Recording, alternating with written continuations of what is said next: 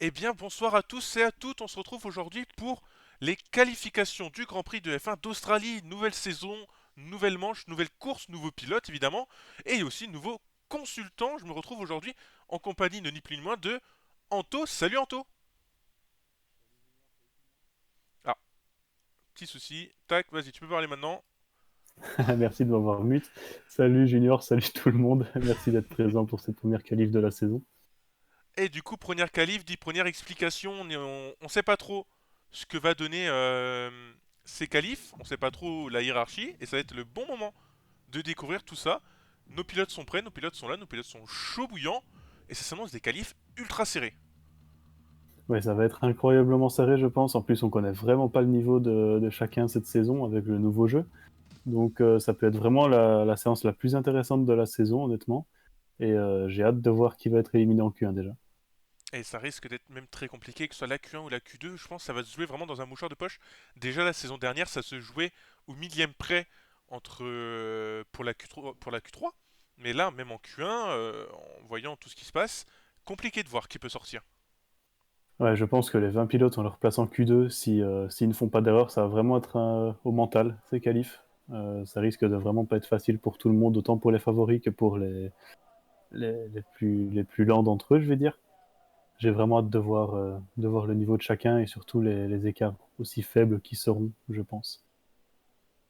Et du coup, le temps pour moi d'installer tout le petit affichage pour que vous puissiez suivre dans les meilleures conditions possibles ces qualifications. Il fait beau pour tout le week-end. C'est l'info qu'on a eue tout à l'heure.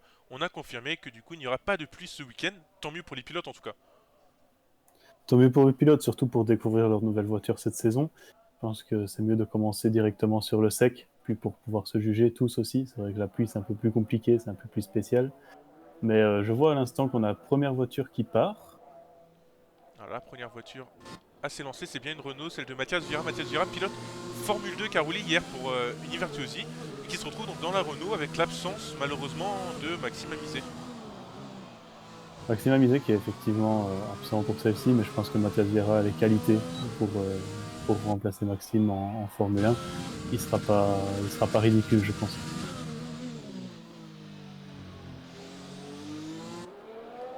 Alors, petit problème avec les caméras évidemment, les caméras de diffusion qui bug. Vous excuserez si je privilégie la caméra de bord parce qu'on a pas mal de mal avec cette caméra de diffusion.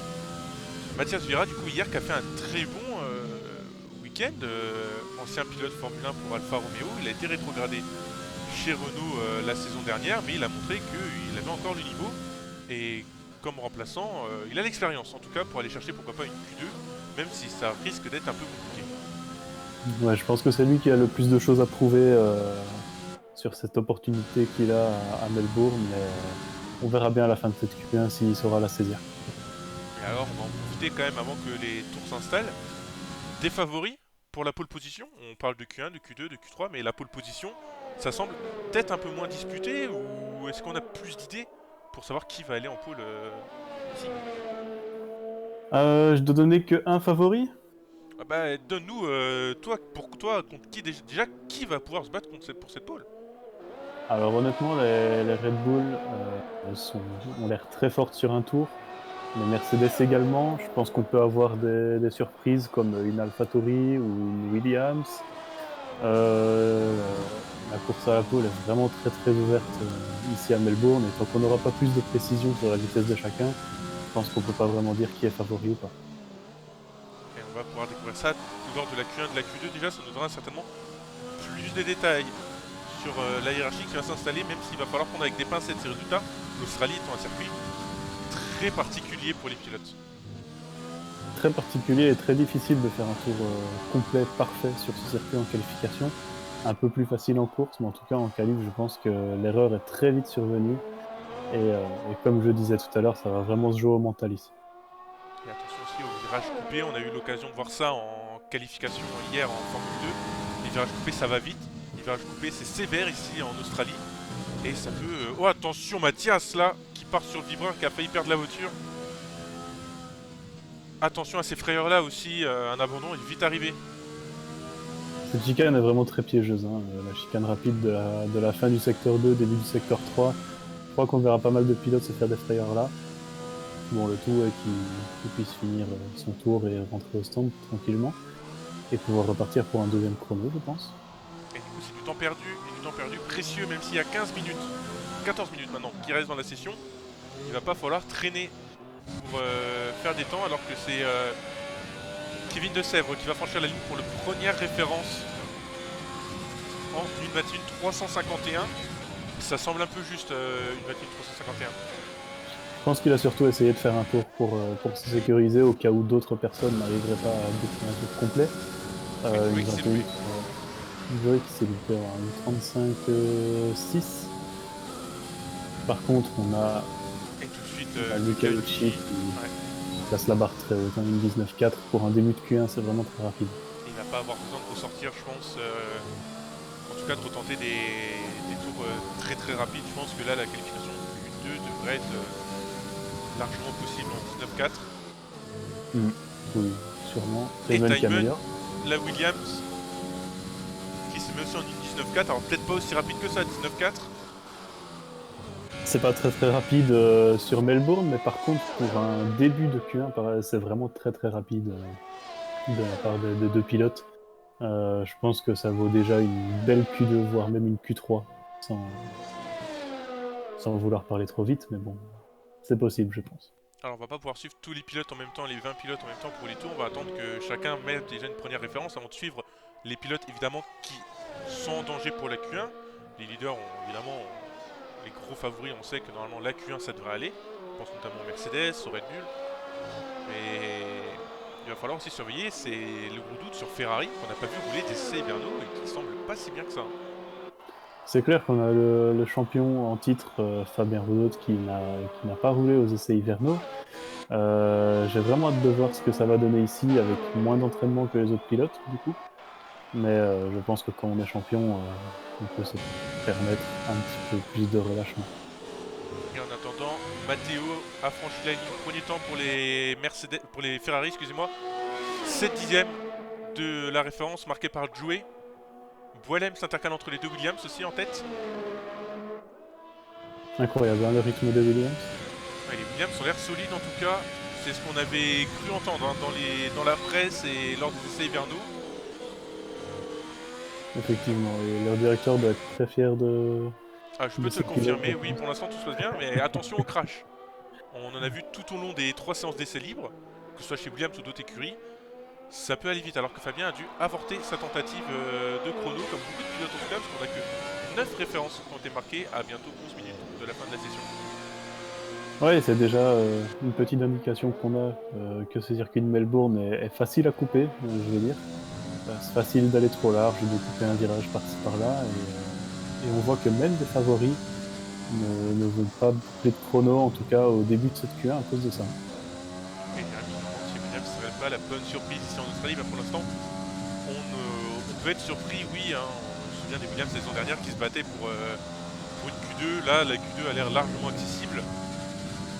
Mais comme je l'ai dit au début, pas se prononcer trop vite non plus sur ces qualifications. Et non plus sur attendre, je pense, même la course d'Australie, voire les prochaines courses pour avoir une réelle hiérarchie pour cette saison 8. Ouais, je pense que de toute façon, tant qu'on ne sera pas vers Barcelone ou Monaco, je pense qu'on n'aura pas vraiment une hiérarchie bien définie. Il faudra que les pilotes s'habituent au jeu, à leur voiture. Donc, Et Enzo qui bat son coéquipier et qui pointe à 1 dixième de Jouer. Alors, ce qui montre bien que les Williams sont dans un très bon rythme, sachant que les Red Bull sont considérés comme quand même un gros poisson. ouais, effectivement. Et puis, je pense qu'on a les trois écuries qui sont portées favorites en ce début de saison, donc Williams, Red Bull et Mercedes. Les trois équipes sont dans le top 5, donc je pense qu'on n'avait pas tort après les essais hivernaux. Attention aussi à Racing Point, aussi voilà avec Luigi qui marque sa référence à 5 dixièmes. C'est peut-être un peu loin, mais ça devrait suffire. On est avec Pierre Vandenberg qui avait l'air mieux. En tout cas, il avait marqué le meilleur temps des essais libres 1. Non, je ne pense pas. Je pense oui, mais il avait Alors, impressionné. Il avait c'était Romain impressionné. Longard Oui, qui ça, il était avait aux été essais battu par libres. l'Alpha Tauri de Romain Monclar. L'Alpha Tauri de Romain Monclar qui prend que la deuxième position. Ça suffit pour l'instant, mais il y a encore beaucoup de pilotes qui n'ont pas fait de temps. Mhm. Notamment Fred Petit. Fred Petit qui a coupé dans son tour. J'étais en embarqué sur lui, mais j'ai Et aucun doute que pour moi, l'air valide, celui-là, ça a marqué une première référence. Et c'est un peu juste cette référence. 14ème pour Fred. 14e juste devant Adrien Arnoux, qui est monté de la F2 un peu par surprise.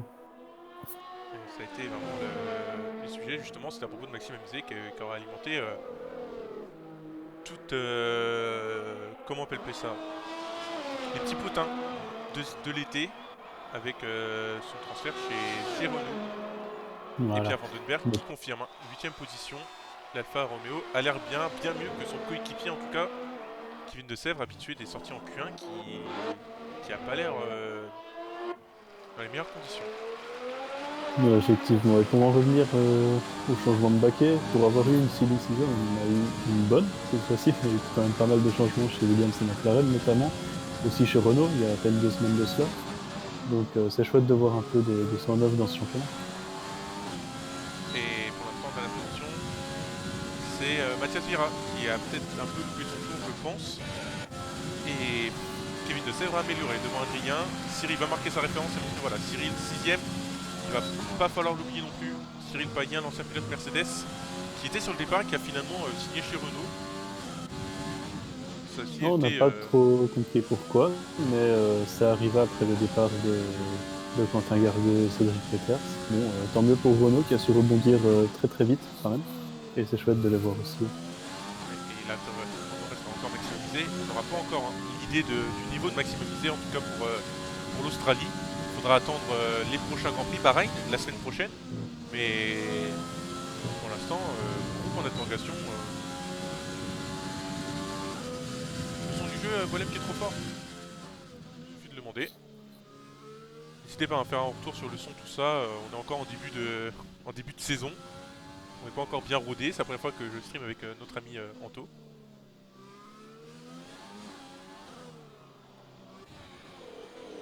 Et on voit Anthony Joubert qui n'est que 11e pour le moment. C'est pas la place à laquelle on l'attendait. Pareil pour Romain Longard qui est 12e. C'est étonnant. À voir après si on n'a pas pris, comme tu le disais en début de live, trop de précautions. Mais la vraie question, là, ce qu'on se pose, pour l'instant, on attend le temps de Fabien, mais Kevin Sescoresia, 15ème, risque d'être, si Fabien passe devant, dans la zone rouge. Ouais, c'est sûr. De toute façon, comme on l'avait prédit, hein, ici à Melbourne, il y a tellement de niveaux dans le championnat qu'on ne peut pas se permettre d'être bon. Il faut être exceptionnel pour aller chercher cette pole, ou même une Q2, dépendant du niveau. Mais c'est chouette parce que ça nous conforte sur l'idée qu'on aura un championnat très relevé. Et Fabien Routot, 16ème temps, il a une seconde 3 de la référence de la Williams. Là, on peut commencer à s'inquiéter pour Ferrari ou on doit encore attendre? Ah,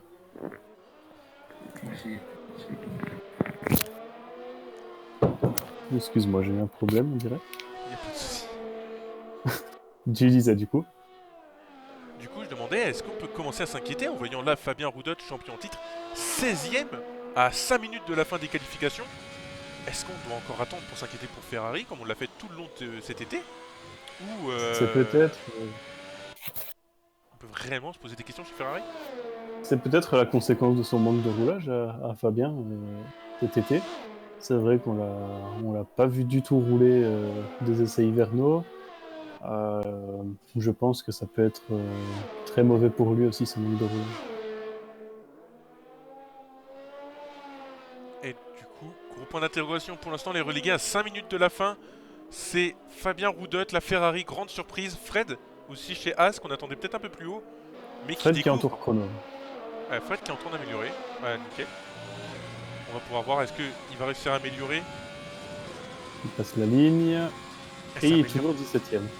Et ça améliore, mais pas suffisamment. Pour Fred Il Petit, n'a pas malheureusement. amélioré du tout. Et il découvre la catégorie, les deux pilotes As, c'est vraiment la toute nouvelle écurie. Un peu comme Williams.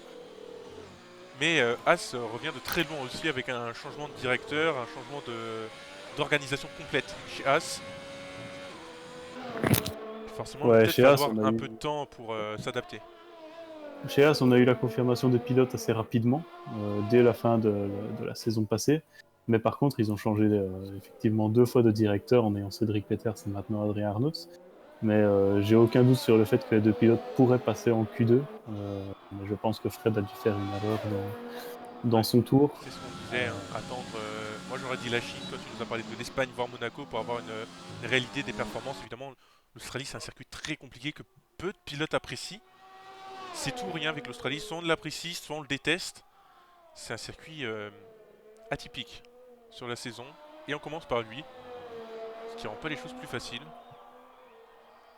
Non, mais d'un autre côté, c'est chouette de voir un petit peu qui a confiance en, qui a une grande confiance en lui et qui a un peu plus de mal pour le moment sur le jeu. Ça montre pas forcément la vitesse de chacun, mais en tout cas, c'est une grande question de confiance entre la voiture et le pilote. Et on suit Mathias Vieira, qui est le premier à marquer cette différence. Il est 20ème pour l'instant, Mathias Vieira. Il y a beaucoup à aller chercher. S'il veut se qualifier, il va carrément falloir améliorer d'une bonne seconde. Il améliore de 3 dixièmes pour l'instant à l'entrée du deuxième secteur. Dans ce gauche-droite très dangereux qui va, je pense, nous faire donner de la voix à partir de demain en course. Les crashs peuvent aller vite. On en a eu le droit hein, en Formule 2, des retournements de situation et des incidents. On a eu quelques retournements de situation, mais je pense que ce sera surtout demain qu'on aura des grandes surprises avec les erreurs en course. Et dans le gauche-droite, mais aussi ce premier virage hein, qui est en F2, ça ne s'est pas passé une seule fois correctement. Et il améliore pas suffisamment malheureusement Mathias Vieira, qui risque de rester dernier. Je doute qu'il ait le temps de refaire un tour vraiment plein pot. Non, je pense pas qu'il ait encore le temps. Enfin, en tout cas, l'essence et le RS pour. Mais Et on va on suivre Kevin verra Dessel bien. qui vient de lancer son tour chrono. Et aussi surveiller Julien Boisson, la deuxième As, qui pour l'instant 15ème et en zone à risque, mais de pas beaucoup. Hein. 50 millième devant Mathieu Rivolant, qu'on attendait quand même un peu plus haut. Effectivement. Qui devrait normalement, je pense, améliorer Mathieu Rivolant. Parce que, en tout cas en Espagne, il avait le rythme. Mais encore une fois, on peut le noter, les 11 premiers en moins de 6 dixièmes. Et par contre, on a Kevin Cescorizia qu'on voyait en difficulté au début et qui maintenant Oui, il a bien s'intercale amélioré. dans le top team. Alors est-ce que c'est un signe que la piste s'est bien améliorée? C'est possible. Après avoir, parce qu'on a vu Fred Petit qui n'a pas amélioré, Pierre Vandenberg aussi Mathias qui a Vieira pas amélioré. assez. À moins qu'il Pierre était Van déjà Vandenberg 6ème. Non, il vient de passer 6ème. Et du coup, oui, on disait, là pour l'instant, les 10 premiers en moins de 4 dixièmes. Ça annonce une Q2 plus que mouvementée. Peut-être pas une Q2, mais en tout cas une Q3 incroyable. Vraiment, ça va être une lutte à 7 ou 8 pilotes pour la pole. Ça va être vraiment génial. Ça va nous faire plaisir en tout cas, alors que Kevin Dessel s'engage dans cette ligne droite de départ arrivée pour signer un chrono. Et c'est un peu juste, il améliore que de 43 millièmes derrière la McLaren d'Adrien Arnoux, qui franchit la ligne et qui passe Adrien Arnoux, qui élimine la deuxième As pour l'instant de Kiel. Qui est en tour chrono? Oui, qui vient de lancer son tour, on essaye de suivre tout le monde en même temps. Il y a aussi Fabien Roudot, 17ème, qui va falloir améliorer de au moins 3 dixièmes pour essayer de passer. Le niveau est vraiment très élevé. Hein. Quand on voit que une 20.2 suffit à peine à passer en Q2, c'est vraiment du très très gros niveau. Et déjà l'année dernière, on avait du gros niveau la saison dernière et on est encore monté d'un gros cran cette saison. Ouais, on a encore fait un step énorme, je pense. Et le top 5 est pas ressorti du coup. Hein. Ils ont gardé leur référence du début de session. Le top 5, tout comme Romain Longard et Anthony Joubert qui ne sont pas ressortis non plus. Ça devrait passer pour eux, on l'espère en tout cas, de pas se faire surprendre. Luigi, quant à lui, est ressorti hein, pour sécuriser cette position. 11ème, c'est peut-être un peu. Non, il est rentré. Du coup, il restera 11ème. Et Julien a coupé. Julien, son tour n'est pas validé. Aïe aïe aïe aïe aïe. Et ça Les passera deux pas As du qui coup. vont passer à la trappe. Aïe. C'est terminé pour Okiel. Et on attend du coup Fabien Roudot et Fred Petit qui s'engage dans ce dernier secteur. Et là, je connais un troisième pilote As qui serre les fesses pour ses équipiers. Je peux te le confirmer, effectivement. Et ça passe pour C'est l'instant Fred pour qui Fred passe. 15ème qui sort Adrien Arnaud. Et Fabien, c'est terminé. Fabien qui avorte son tour. Fabien, le champion du monde, partira 18ème en Australie. Il a cassé son aileron en plus. Oh là là là là, quel Aïe, drame aïe, ici en aïe. Australie. Coup dur. Première grande surprise ici. On s'y attendait à des Ferrari en difficulté, mais pas à ce point-là. Matteo Radojowski, seulement 13ème, à 7 dixièmes quand même de... Ah, il améliore même, Matteo, donc ça va. 5 dixièmes, ça peut aller. Ou Fabien qui va même abandonner la session carrément. Sans beaucoup de frustration là dans le pilote. Énormément de frustration, je pense, pour un champion d'être éliminé en Q1, 18ème. Et là, ça montre bien l'évolution. Cette saison,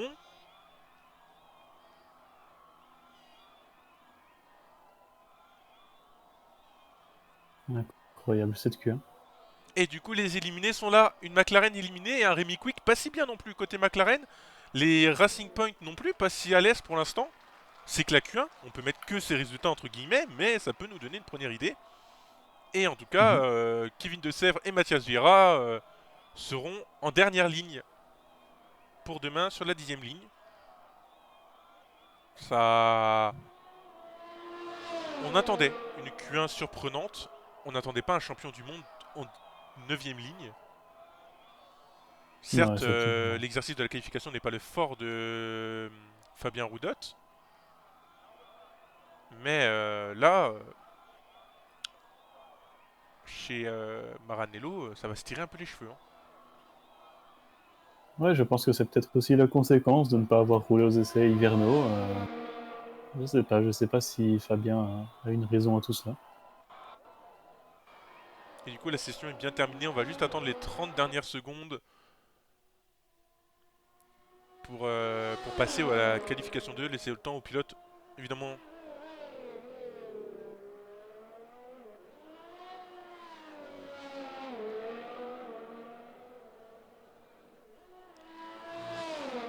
Le temps au pilote et à nous de souffler, évidemment. C'est pas anodin ce qui vient de se passer ici en Q1. C'est même peut-être historique, je ne saurais pas le dire, je n'ai pas non plus suivi toutes les saisons à 100%, mais un champion du monde en titre sorti, là c'est le premier Grand Prix d'après en Q1, je crois que c'est jamais arrivé à l'Innosia en tout cas. Ce serait très étonnant, effectivement. Je doute que ce C'est... soit habituel. Hein. Non, je pense pas que ce soit vraiment habituel. J'ai pas de mots. Et du coup le doute et attention à ne pas se faire déborder par la pression avant la course. Pour Fabien Roudotte, il va falloir prendre cette course avec concentration, mais partir dans le tas, enfin en fond de grille comme ça en Australie, c'est pas forcément la meilleure chose qui puisse lui arriver. Connaissant la difficulté de ce premier virage, et surtout que devant lui, ça se laissera pas faire en tout cas. Et les deux As aussi en difficulté, Fred qui passe tout juste 15ème. La Q3 semble compliquée, mais l'objectif Q2 est rempli, on peut en être satisfait quand même. Mhm. Ouais, je pense que c'est une étape de fête. Un premier step de passer, et du coup le meilleur temps est pris par une Williams qui l'aurait cru possible devant ce Luca Yuchi qui aura impressionné tout au long de ses essais, de pré-saison. Il aura clairement, il avait mis clairement la barre très haut et en a-t-on gardé sous le pied, je pense. Et qui en a gardé le plus sous le pied, c'est ça la question. Ça, c'est la grande question qu'on va voir seulement en Q3, hein, je pense. En Q2, on aura encore des favoris qui vont en garder un tout petit peu sous le pied, mais sûrement un petit peu moins quand on voit les écarts, tous les qualifiés en une seconde. C'est vraiment très fort. Hein. Là, ils ont tapé fort, les pilotes. Et en tout cas, c'est tout bénef pour nous, en tout cas pour le plaisir. 15 minutes de Q2, 15 minutes de pure bataille et ça va être au millième près, ça va être vraiment au degré près d'inclinaison de volant dans un virage qui pourrait tout changer. Il va vraiment falloir sortir le tour parfait, en tout cas pour les pilotes un peu en dessous, pour espérer une Q3. Et dans ces conditions, est-ce que ne pas favoriser une 11e, 12e, 13e position pour avoir la liberté des gommes serait pas plus avantageuse? C'est possible. Par contre, je pense qu'on ne verra pas de pneus médium pour les qualifier en Q3. Ça me semble vraiment très très compliqué avec les écarts aussi faibles. Donc je pense qu'on va voir que des pneus soft pendant cette séance. Après, peut-être qu'un pilote va tenter le coup, mais ce serait très très risqué en tout cas. Je pense que ça serait même très compliqué. Il suffit de voir la Q3, la Q1, ce que ça a donné niveau écart. Je pense que les médiums semblent compliqué, même pour les leaders, à voir aussi s'il y a un intérêt vraiment à cette stratégie. Le safety car au premier virage peut vite apparaître et du coup biaiser toute stratégie décalée.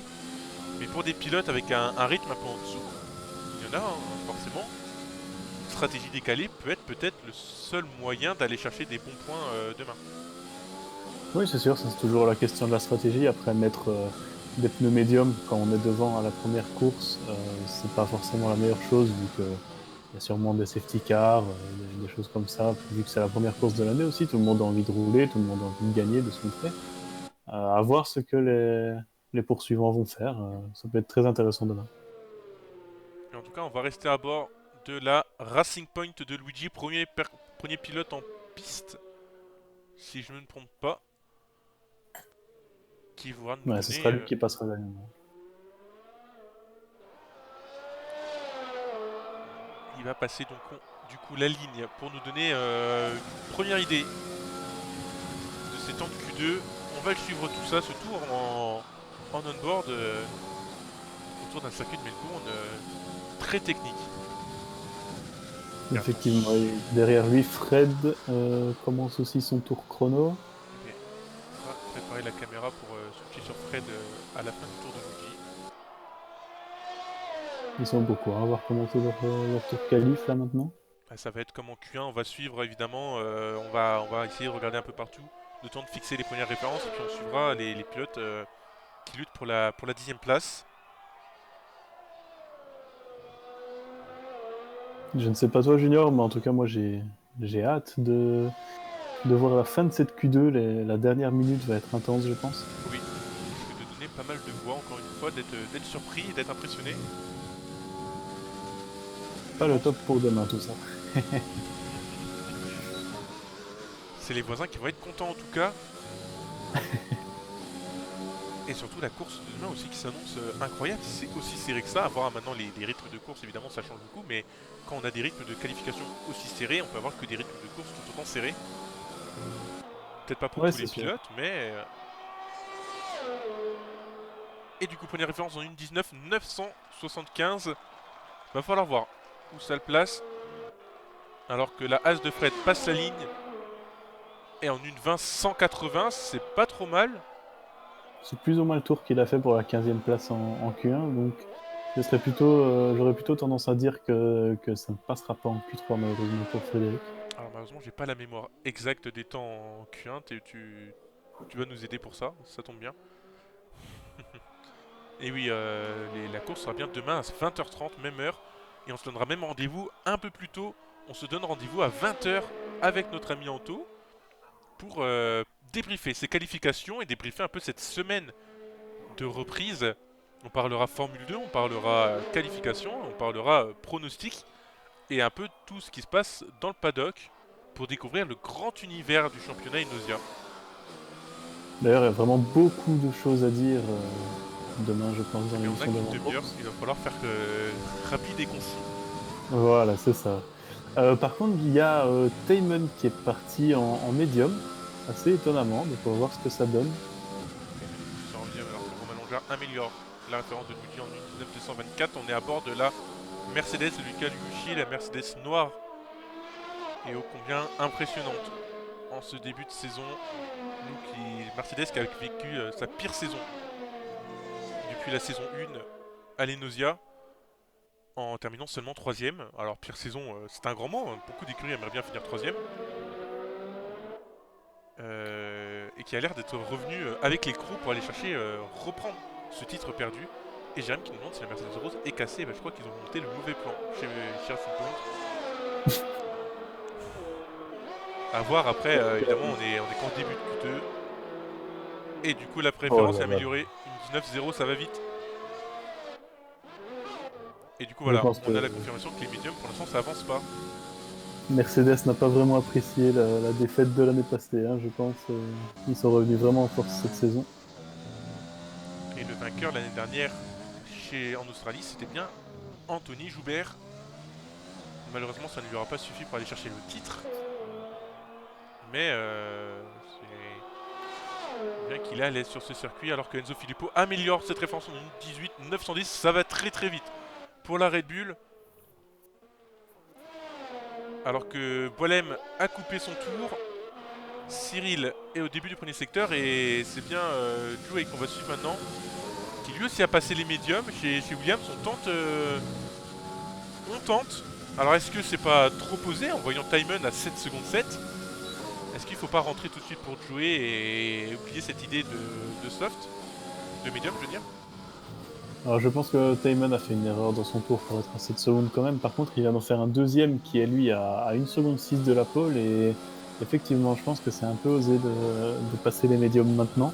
Après, il y a encore le temps, il peut encore faire un tour en soft après. Mais c'est déjà le fait d'user un train médium pour demain qui n'est pas forcément toujours une bonne idée. Et Joey, du coup, qui marque la 8ème référence en 15, pas le temps à 1 seconde 500, à 5. On va y arriver en 1 seconde 5 du leader, c'est trop juste, c'est mieux que Pierre Vandenberg évidemment, mais qui peut largement améliorer, je pense.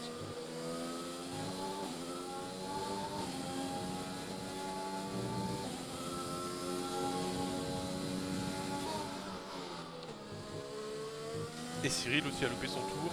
Attention, hein, à ces tours loupés, à ce temps perdu, c'est précieux en Q2, mais en tout cas, Timon et les joueurs ont pris la piste en main avec ses médiums, pourquoi pas se chauffer un peu la main. Alors que Mathieu Rivolan s'engage dans le dernier secteur. Il y a son pneu avant gauche qui est vraiment très très chaud par rapport aux autres. On attaque, hein. C'est ce jour-là, on donne tout. Mathieu Rivolan qui marque le 8ème temps, 1 seconde 430, ça me semble très loin, ça me semble très loin. 1 seconde 430 quand on voit les temps de Q... quand c'était serré en Q1, quand on voit que Joey en médium est à moins d'un dixième. Pour moi, là, la Q3 semble compliquée pour la Racing Point de Mathieu. Et j'ai l'impression aussi que beaucoup de pilotes stressent un petit peu plus parce qu'on voit des chronos beaucoup plus écartés par rapport à la tête qui a haussé le rythme, hein, clairement, de 3 dixièmes. Je me demande si certains pilotes ne ressentent pas la pression de passer en Q3 ou pas. Et on peut voir beaucoup plus d'erreurs comme pour Mathieu ou Pierre par exemple. Et pourquoi pas même Golem pour l'instant qui n'a toujours pas marqué de référence, qui est rentré au centre pour rechausser des nouvelles gommes. Et qui pour l'instant est éliminé.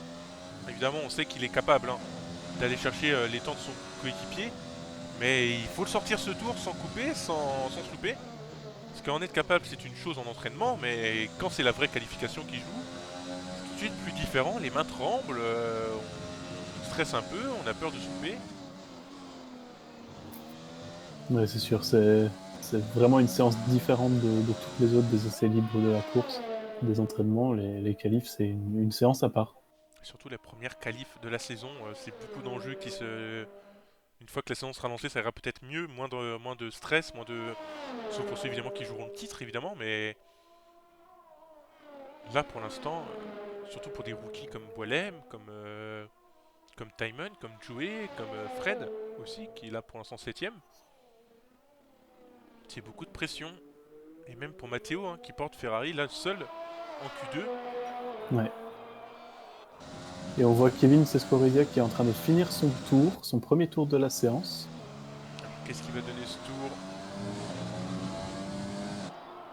L'Alpha Tauri qui met une 6ème référence, c'est pas trop mal, 1 seconde. Mais c'est pas trop mal. Pour l'instant ça passe en tout cas, mais c'est loin, très loin, 7 dixièmes de son coéquipier. Et très loin de son chrono de Q1 également. Et très loin de son chrono de Q1 également. Et Boilem qui signe le record. Premier secteur, évidemment la piste s'est améliorée entre temps. C'est plus simple de faire un tour rapide. Je pense que ça va ressortir devant ou est-ce que ça va rester au stand pour les 3 premiers? Pour les 3 premiers, je pense qu'ils peuvent se permettre de rester au stand. Anthony Joubert peut également se le permettre. Par contre, à partir de la 6ème place, personne n'est sécurisé, je pense. Alors donc, que les Williams sont sortis. Ouais, Timon est en soft. a commencé son tour. Attention à pas couper maintenant du coup parce qu'on n'a pas beaucoup de tentatives. Et attention devant Boilem, il y a une Williams qui est en train de préparer son tour à pas se faire gêner. Ça a l'air d'aller, elle est partie la Williams, ça devrait aller. Et Boilem s'engage dans ce dernier virage, ressort bien. Et c'est loin. Oh, c'est loin Boilem, c'est à 3 dixièmes de son coéquipier, 3 dixièmes et demi, mais ça devrait suffire pour être qualifié. Certainement un tour un peu plus sûr pour éviter la surprise du virage coupé ou de l'accident. Ouais, certainement. Ça suffira pour passer en Q3, il le sait, donc il n'y a vraiment aucun problème d'être à 3 dixièmes. On remet tout à zéro après. Et on est avec le Donc, pilote néerlandais, Tijmen Vos, le nouveau pilote Williams.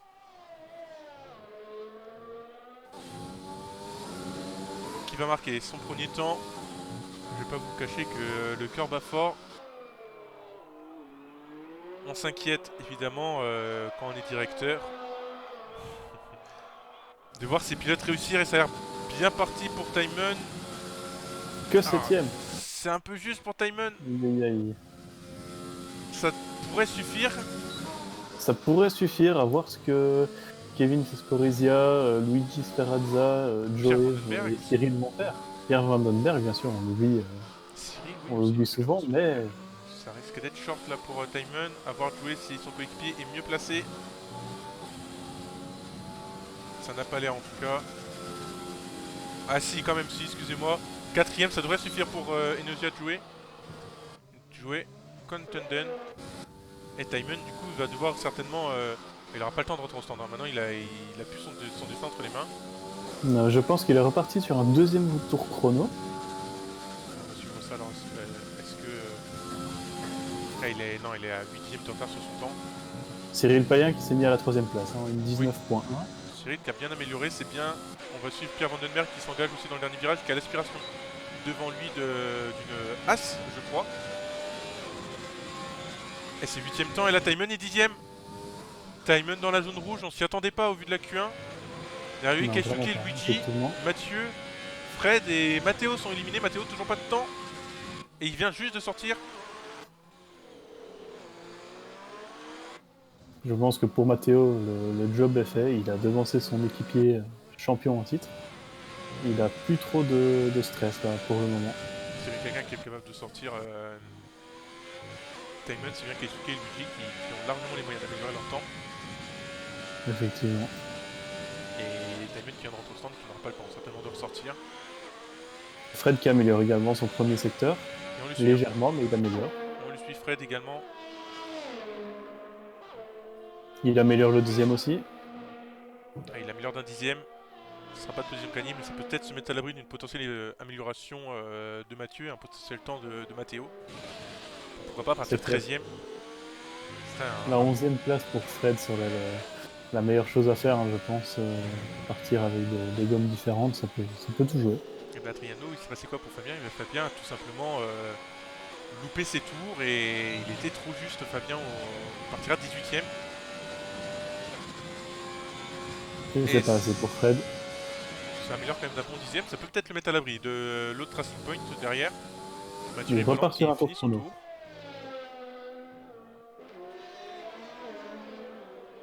Tijmen n'est pas ressorti, évidemment, il n'a pas le temps.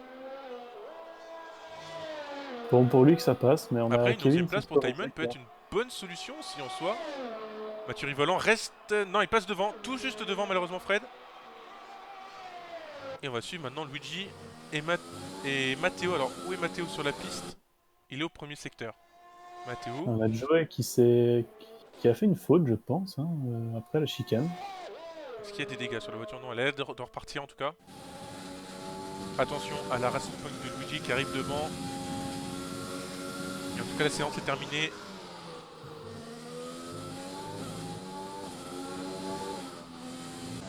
Kevin Fescorizia qui va passer. Qui a passé. Et Luigi aussi a coupé. Luigi aussi a coupé. Alors est-ce que c'est un bug d'affichage? Oui, c'est... Non, il a bien coupé Luigi. Et Luigi Sferrazza partira que 12ème. Les Racing Point loin de ce qu'on pensait. Fred, est-ce qu'il améliore suffisamment pour passer? Oh, il passe 11ème, Fred, bien joué. 11ème, incroyable. Et on n'attend plus que Matteo qui a aussi coupé. Matteo marquera pas de temps. Et les Ferrari partira bien 15 et 18ème. Et les Racing Point 13 et 14ème. Et Matteo qui va même se louper et faire un tête à queue à l'entrée des stands. Attention, ça peut être dangereux. Oh, le blocage de la voie des stands disqualifié. De toute façon, il n'avait pas marqué de temps, donc il partira pas bien 15ème. Et là, c'est terrible ce qui se passe. Mais timing miraculeux de cette séance de qualification 2. On s'y attendait pas à ce qui passe comme ça, mais. Et très bon point. On t'a senti joyeux. Fred, 11ème. Position parfaite pour la As. Ah, je crois que son objectif n'était pas du tout la 11e place. Hein. Je pense qu'il ne s'attendait pas du tout à faire ce temps-là. Mais en tout cas, c'est la meilleure position pour un pilote du milieu de grille. Je pense que Fred vient de réaliser une 11e place. C'est vraiment bien pour lui. Et salut Juju dans le. Juju carte 10 dans le chat. Alors oui, pour Fred, hein, on a bien vu qu'il était un petit cran en dessous. Passer en Q3 pour faire 10ème, c'est toujours mieux de partir 11ème. C'est un fait, avoir la liberté des gommes, pourquoi pas travailler sur une stratégie décalée avec son coéquipier, Mhm. ça peut Oui, être, c'est je clair. pense, la meilleure solution pour espérer des points pour As. À voir maintenant où il se situe avec le rythme de course, c'est ça aussi la grosse interrogation qu'on a du mal, évidemment, à deviner. Mais en Mhm. tout cas, les qualifications à noter, pas beaucoup d'écuries au complet. Je suis en train de regarder que 3 écuries au complet en Q3. Ouais, c'est sûr. On ne s'attendait pas du tout à un niveau aussi départagé entre les écuries. On s'attendait à 3 gros teams. C'est le cas. Mais on s'attendait pas, par exemple, au AlphaTauri, McLaren qui est aussi haut avec Rémi Quick, Pierre Vandenberg qui fait une bonne prestation pour Alfa Romeo. C'est assez surprenant et ne pas voir de Ferrari en Q3, c'était plus arrivé depuis longtemps, je pense. C'était plus fait depuis longtemps, oui, c'est clair. Et là, du coup, les seules écuries présentes en Q3, Red Bull, Mercedes et Williams.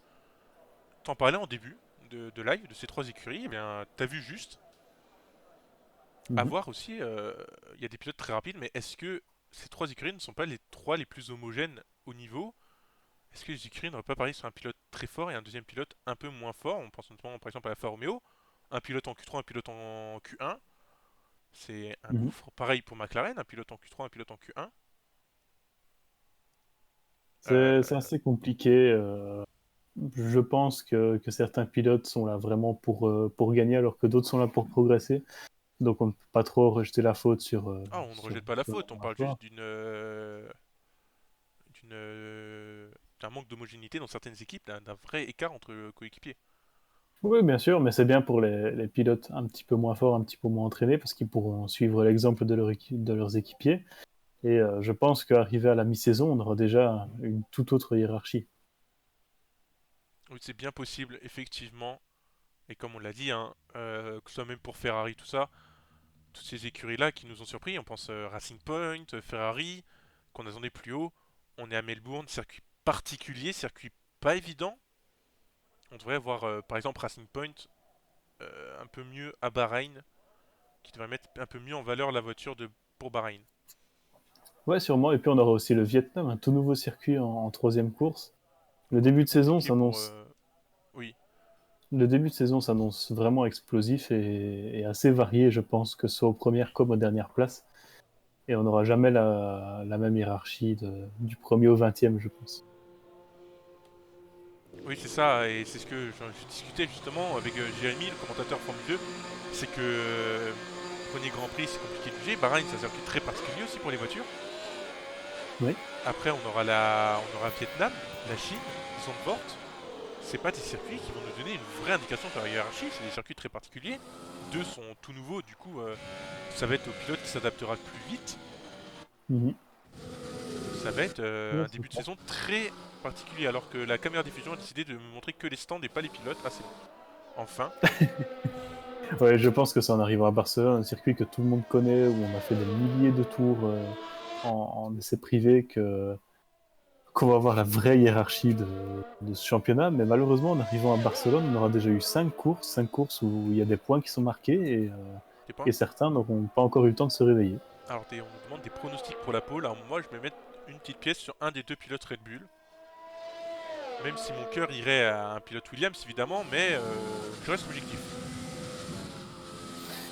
Euh, pour moi, c'est Luca Ucci qui va faire la pole, le pilote Mercedes F1 Ferrari. D'ailleurs, il faudrait qu'il change son pseudo. Mais, je parie sur Luca Ucci pour la pole. On l'a vu très très très solide aux essais hivernaux. Je pense qu'il va confirmer ça. Et on va voir ça tout de suite, vu qu'il va lancer son tour. C'est le premier à nous donner une référence, suivi par Pierre Vandenberg. Et la Red Bull, si tu pourrais me dire la Red Bull de qui? La Red Bull de Boualem. Et suivi aussi par une Williams, les deux Williams d'ailleurs. Et du coup c'est parti pour Luca Ucci. Et attention à ce premier virage, ça va vite à couper, soit à l'intérieur ou à l'extérieur. Faut pas aller trop loin. Et là on parle plus de ne pas couper le virage, surtout pour les pilotes qui vont se battre pour la pole.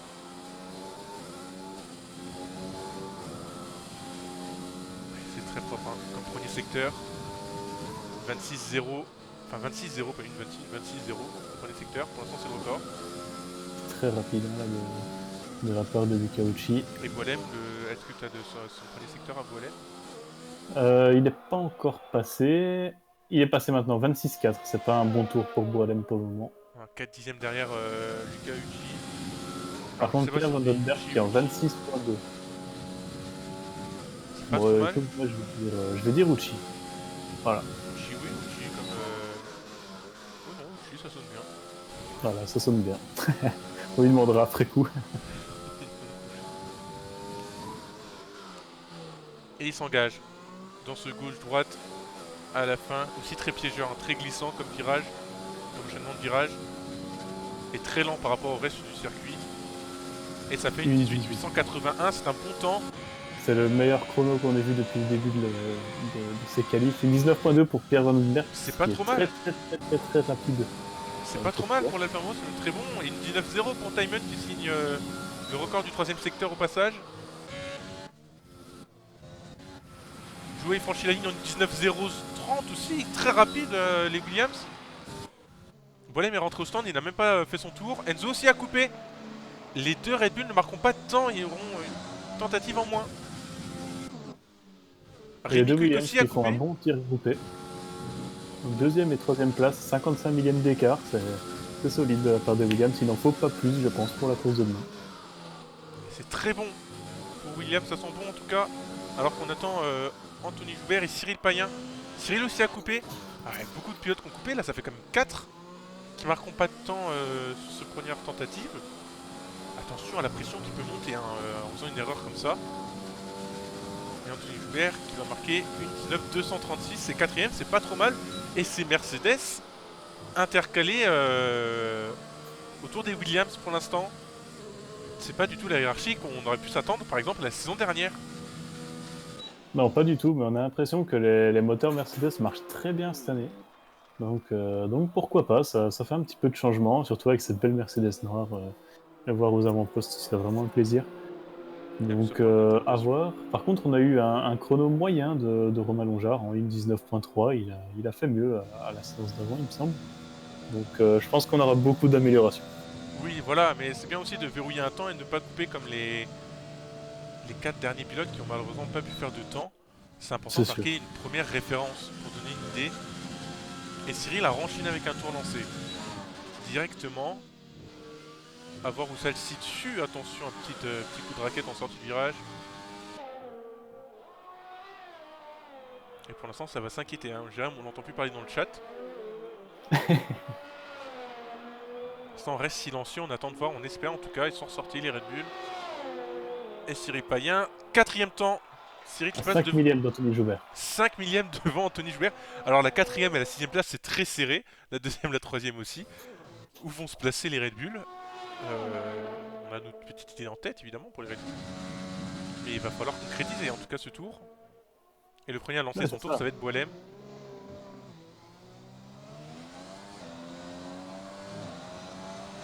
Alors on va suivre Boilem, Enzo, puis Rémi. C'est les trois pilotes qui n'ont pas encore marqué de temps, évidemment. Alors que Luca Ucci est ressorti. Je vais suivre pour ma part Enzo qui est juste derrière Boilem et je vais dire ce secteur également pour qu'on puisse comparer les deux pilotes Red Bull. C'est vraiment le combat. On pourrait retrouver une interview ce soir sur le site Energia Gaming d'Enzo Filippo qui nous parle justement de ce duel interne entre équipiers. Ça faisait longtemps que ça lui était pas arrivé. Ça lui est même peut-être jamais arrivé. Et c'est le record au premier secteur 26.040 pour Boilem pour l'instant.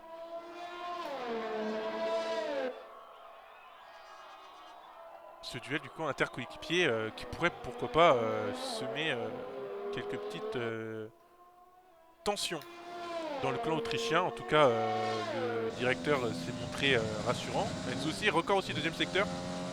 26 points pour Enzo Filippo. Un 47 peu points, moins bien que son équipier. 391 en deuxième secteur pour Enzo. Pour Bolem, excusez-moi. Pour l'instant, Bolem prend le meilleur temps. Attention aussi avec la piste améliorée évidemment. Il a une meilleure piste que Luca Ucci. Et il y a une Williams, hein. C'est Timon qui est en tour de sortie derrière Boilem qu'on aperçoit au fond d'écran. Et attention Enzo qui vient encore de couper. Et Enzo s'est terminé son temps et Boilem va passer la ligne certainement. Troisième temps seulement. Le troisième secteur de Boilem est complètement raté malheureusement. Et Timon lance son tour à son tour. On avait dit qu'on passerait aussi par Rémi Quick. Qui pour l'instant lui n'a pas coupé. Et il s'est loupé Rémi Quick. Dans ce troisième secteur, ça semble pas être un temps à retenir pour la McLaren. Alors là, est-ce qu'on franchit la ligne? Est-ce qu'on rentre au stand? On va aller franchir la ligne tout de même pour marquer une référence. Est-ce que... On n'a pas d'idée, hein. Ça se trouve, il est pas si loupé que ça. Évidemment, on propose pas. Ah si, il est bien loupé même. Et du coup, pour l'instant, on va suivre Timon, qui est le seul... Alors que... Il y a eu un crash. C'est Luca Ucci qui s'est sorti dans le pif-paf. Dans le gauche-droite, Luca Ucci a perdu la voiture, donc aucune chance d'améliorer son temps. Et du point de drapeau jaune aussi. Et drapeau jaune du coup, il s'est effacé avant l'arrivée de la Williams. En tout cas, moi j'ai vu la Williams dans le drapeau vert.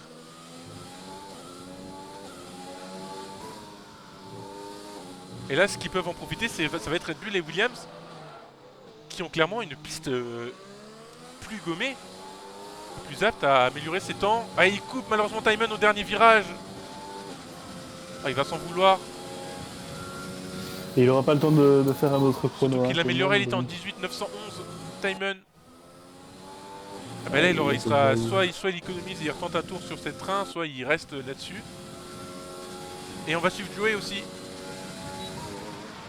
Et il pourra pas refaire de chrono, Timon, il a plus d'essence malheureusement. Et il a vu Timon, bah, c'est terminé pour Timon, une 19.085, il peut en être satisfait, ça a l'air d'être une 4ème place. Plutôt sûr à voir si Cyril arrive à améliorer son temps. Mais il pointe quand même loin Cyril. On peut compter que sur Boilem, Joey et Enzo, à mon avis, pour aller chercher ce temps de Luca Ucci. Boilem aura le temps de ressortir certainement. Oui, il ressort même. Là, la voiture est dans la pit lane. Alors, Joey qui va terminer son deuxième secteur. Et salut Mathias Vieira. Excuse-moi, on est à fond hein, dans ces qualifications. On essaie d'avoir les yeux partout pour vous faire vivre ça du mieux possible. Et c'est record. Deuxième secteur pour Joey qui améliore de 86 millièmes. C'est pas énorme, mais 86 millièmes, c'est pas rien. Ça peut faire la différence. Ça peut faire la différence pour une deuxième place et pourquoi pas une Williams sur la première ligne. Ça serait quand même incroyable de voir ça. Rémi Quick qui repartira pas, je pense. Ouais, ça sent On même n'aura pas tard, là. plus assez de 40. temps. Et il y va. Joey pour franchir cette ligne. Et Ah, Joey, il améliore pas assez. Il améliore de 57 millièmes, c'est pas suffisant, mais ça peut suffire pourquoi pas pour gagner cette deuxième place. En tout cas, la pole, on peut plus compter que sur Enzo et sur Boilem. Salut Steven, je crois que c'est. Yamaha, je crois que c'est Steven, je suis pas sûr. Si je me trompe, je suis désolé. Et on va suivre du coup Enzo Filippo, qui est le prochain pilote. Et Enzo Filippo, quelle attitude choisir pour Enzo. Attaquer, tout tenter, quitte à ne pas marquer de temps, ou essayer de jouer safe et aller chercher un top 5 et oublier cette histoire de pole. Est-ce qu'un top 5 est vraiment sécurisé Une 19.2 c'est quand même très très rapide en sachant qu'il a fait que... Oui, mais c'est toujours moins rapide que que 18.9. Où il y va à fond Enzo, il a choisi son camp. Enzo ça fait tout ou rien, on le connaît de toute façon. Ça m'aurait surpris de lui, qui tente pas tout. Tant mieux pour le spectacle. Il a raison Enzo, et tant mieux pour son directeur qui a clairement montré les exigences, alors qu'il y a une Renault à l'arrêt au dernier virage. Et c'est Cyril qui a abandonné au dernier virage, du coup la Mercedes de Anthony Joubert est obligée d'annuler son tour. Il peut pas lancer son tour. À moins que, vu que c'est au tour de lancer, ça devrait suffire. À voir. Ce que choisira la direction de course. Et Anthony Joubert s'est même sorti au premier virage.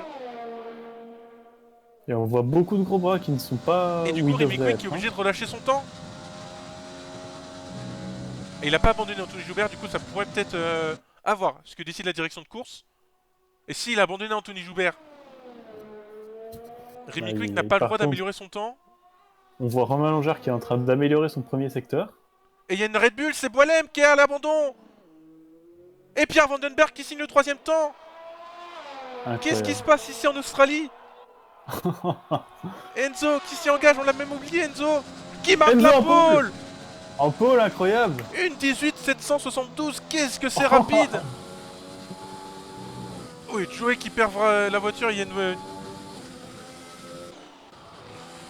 Alors est-ce que le tour de Pierre est valide? Est-ce qu'il a évité tous les drapeaux jaunes et les abandons sur la piste? Romain Longard 7ème, à 4 millièmes de la 6ème place de Timon. Et Jérém qui est content, mais il y a une Red Bull 5ème. Romain Longard 7ème à 4 millièmes win de Timon. Timon 6ème, un peu déçu. Timon, il aurait pu aller chercher mieux. Sans couper au dernier virage, Timon... Timon qui est en train de faire un tour, est-ce qu'il est valide? Il est passé... Est-ce qu'il est passé par un drapeau jaune ou pas? Il a eu le temps de ressortir, Timon? Rémi 7ème, pour 1 millième sur Timon. Rémi, normalement, son tour n'est pas valide. C'est bon, hein. Rémi est passé sous un drapeau jaune. Attention à ça, c'est interdit. Et Timon qui est en train d'améliorer de 3 dixièmes. Au 2ème secteur, il améliore déjà de 3 dixièmes. Jérém valide, est-ce que Rémi valide, Jérém? Timon, pour l'instant, son tour est valide. Pour l'instant, Timon, c'est la pole. Alors, je suis désolé, hein. Je parle peut-être fort, mais je laisse pas beaucoup de temps de parole. Mais là... Ah, il coupe Timon, c'est pas possible.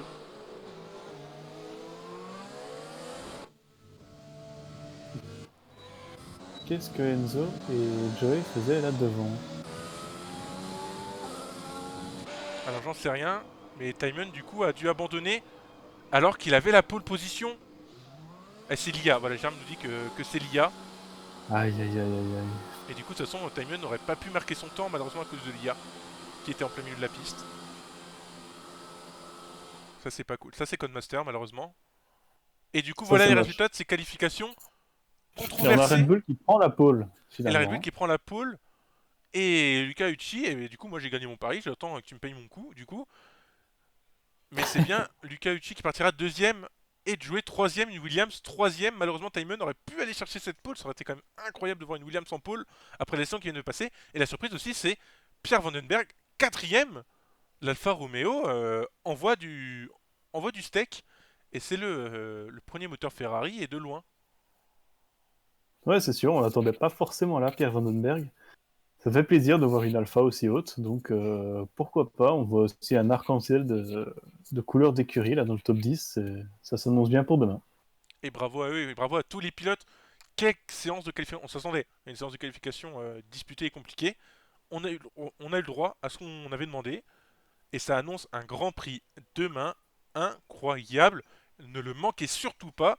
Demain, 20h, commencement de l'émission Before the Race. Magnifique accent, merci beaucoup. L'émission Before the Race, je serai avec Anthony, je serai avec Jérémy et on recevra peut-être même un pilote. On le laisse pour la surprise. En tout cas, rendez-vous demain 20h, départ 20h30 sur Twitch, sur Facebook, comme vous le souhaitez. On va se quitter là-dessus, mon cher Anto. Merci à toi. On se quitte là-dessus. Ben, merci à tous d'avoir suivi et puis on se retrouve demain avec une nouvelle voix, j'espère, qui sera refaite. Parce qu'après ces qualifs, ça va être vraiment compliqué de voir mieux demain, mais je suis sûr que les pilotes ne nous décevront pas. Et merci à tous de nous avoir suivis. On se retrouve donc demain pour la course à 20h pour l'émission Before the Race. C'est la course à 20h30 le départ, ne le loupez surtout pas. Il risque de se passer du grand sport. Merci à tous et à demain.